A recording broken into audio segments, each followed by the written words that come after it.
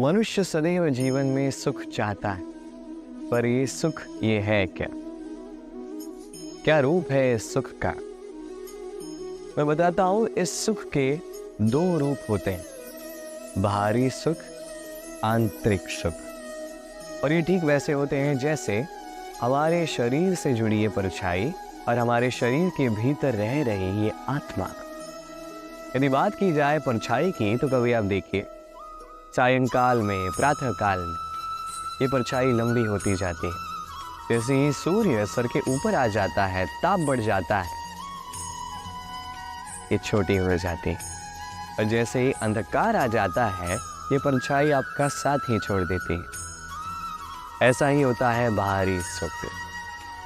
यदि बात की जाए हमारे शरीर के भीतर रह रही इस आत्मा की, तो ये कभी हमारा साथ नहीं छोड़ती, सदैव हमारे साथ जुड़ी होती है।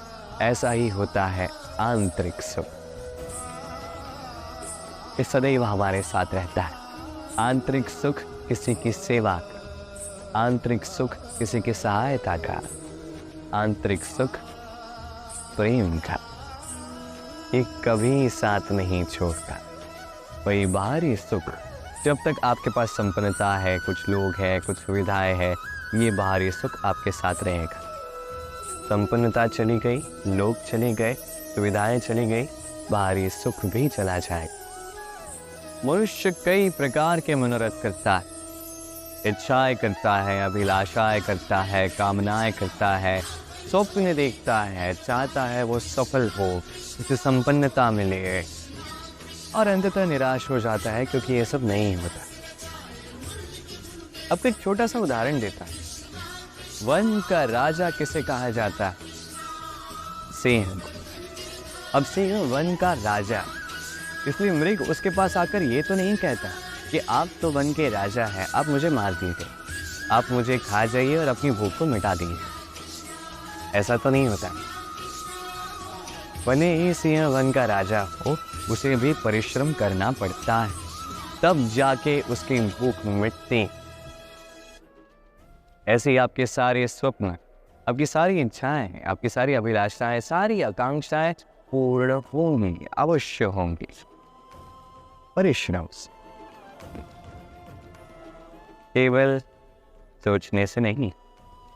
तो आप भी जीवन में परिश्रम कीजिए, अपने सारे स्वप्न पूर्ण कीजिए। क्या आप कभी किसी ऊंचे पर्वत के शिखर तक पहुंचे? यदि आप पहुंचे हैं या यदि आप किसी ऊंचे पर्वत पर जाएंगे, तो ध्यान से देखिए, जैसे जैसे आप ऊपर जाते हैं, वैसे वैसे सर्वप्रथम सारी वनस्पतियां लुप्त होने लगती, तत्पश्चात सारे पेड़ पौधे, पशु पक्षी सभी लुप्त होने लगते हैं।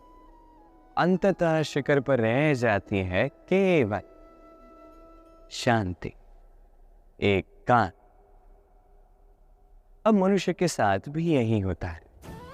मनुष्य जब आत्मविकास की ओर बढ़ने लगता है, अपने जीवन के शिखर पर पहुंचना चाहता है, तब उसे एकांत की आवश्यकता होती है, और उसे साथ छोड़ना ही होता है अपनी सुख सुविधाओं का, अपनी संपत्ति का, अपनी समृद्धि का, अपनी सुंदरता का।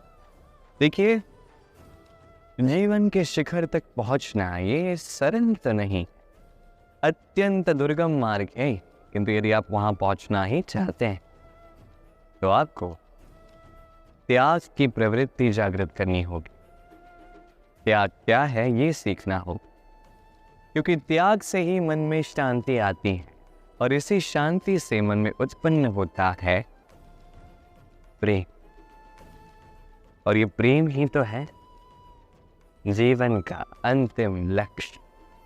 कभी कभी हम जीवन में सोचते हैं, वो व्यक्ति जो धर्म के पथ पर चलता है, यदि उससे कोई भूल हो जाती है तो नियति तुरंत ही उसे कठोर दंड दे देती। परंतु वो लोग जो संसार के बड़े से बड़े अधर्मी हैं, बुरे से बुरे कर्म करते हैं, उन्हें नियति अनेक अवसर देती। उन पर नियति इतना कठोर प्रहार नहीं करती। ये सोच आती है कभी ना कभी मन। अब सोचिए ऐसा क्यों है? देखिए, जीवन को अधिकतर लोग एक ही पहलू से देखते हैं, हर पहलू से देखना चाहिए। मुझे बताइए, क्या संसार में कोई भी अधर्मी प्रेरणा स्रोत बन सकता है? कदापि। जो व्यक्ति स्वयं की ही आत्मा को मलिन कर देता है, वो संसार को प्रेरणा क्या देगा? वो स्वयं ही समझ नहीं पाता उचित क्या है, धर्म क्या है, तो नियति उसे एक अवसर देती है समझने का उचित क्या है, धर्म क्या है। अवसर देती है विवेक जगाने का, अवसर देती है अपनी अंतरात्मा की पुकार सुनने का। जब ये भी नहीं होता तो नियति के पास एक अंतिम विकल्प शेष रह जाता है, और वो है महाविनाश। महाविनाश जो भले ही देरी से आए किंतु आता अवश्य, और जब महाविनाश आता है तब महाविनाश की पीड़ा समस्त मनुष्य जीवन की पीड़ा से कहीं अधिक होती। ये बात सदैव स्मरण रखिए। और दूसरा व्यक्ति जो धर्म के पथ पर चल रहा होता है, उससे यदि कोई भूल हो जाती है तो नियति उसकी परीक्षा लेती। उस समय मनुष्य को लगता है कि नियति ने उसे कठोर दंड दिया है, पर समय के साथ हम सभी देखते हैं जब वो व्यक्ति उस परीक्षा में उत्तीर्ण हो जाता है, वो समस्त संसार के लिए प्रेरणा स्रोत बन जाता है। अर्थात नियति हर एक व्यक्ति को उसके कर्म का उचित फल देती है, उचित दंड भी देती। अंतर है तो बस समय और आपकी सोच का। दुविधा। कई बार जीवन में हम उस मोड़ पे पहुंच जाते हैं जब हम समझ नहीं पाते कि अब किस दिशा का चयन किया जाए। कभी यहाँ जाना उचित लगता है, कभी यहाँ जाना उचित लगता है, कभी दोनों मार्ग पर आगे बढ़ना आवश्यक लगता है, किंतु वो तो हो नहीं सकता। तो कभी कभी ऐसा भी लगता है कि कदाचित यहीं रुक जाना उचित है, कहीं ना जाना ही उचित। अब इसी को तो दुविधा कहते हैं। संसार में ऐसी कोई दुविधा नहीं है जिसका समाधान ना। ये दुविधा स्वाभाविक, और आपके इस दुविधा को थोड़ा सरल बना देती। दुविधा में जब भी चयन करें तो ये सोच कर करें कि आपके इस चयन का इस संसार पर, इस समाज पर क्या प्रभाव पड़ेगा। अपनी लाभ और हानि के विषय में सोचना छोड़ दीजिए और कर्म कीजिए संसार के हित के लिए, आने वाली पीढ़ी के हित के लिए। सोचिए कि आपके इस कर्म से उनके जीवन का उद्धार कैसे होगा, क्योंकि यही विचार उचित विचार। देखिए, कई बार औषधि जो होती है वो कड़वी होती है, किंतु यही औषधि तो उपचार भी करती है ना। उसी प्रकार आपको वे इस दुविधा में कड़वे चयन करने पड़ सकते हैं, जो कठिन चयन होंगे, जो कठिन समय ला सकते हैं। किंतु यदि ये चयन धर्म संगत, यदि इसे संसार का हित होगा, तो यही चयन उचित चयन। ये ब्रह्मांड कितना बड़ा है ना, इसके समक्ष ये पृथ्वी भी मात्र एक बिंदु लगती है। अब इसी पृथ्वी पर हम कौन से हैं, हमारा आकार क्या है, हमारा अस्तित्व ही क्या है। जब हम ऐसे सोचते हैं तो लगता है कि हम कुछ है ही नहीं। अब जब हम कुछ है ही नहीं तो हमें चिंता किस बात की है, भय किस बात का है, किससे भयभीत होते हैं।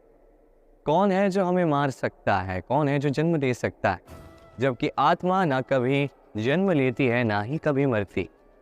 आत्मा बस शरीर बदलती। आप, मैं, हम सभी ये शरीर नहीं, हम आत्मा है जो परमात्मा का परम अंग है।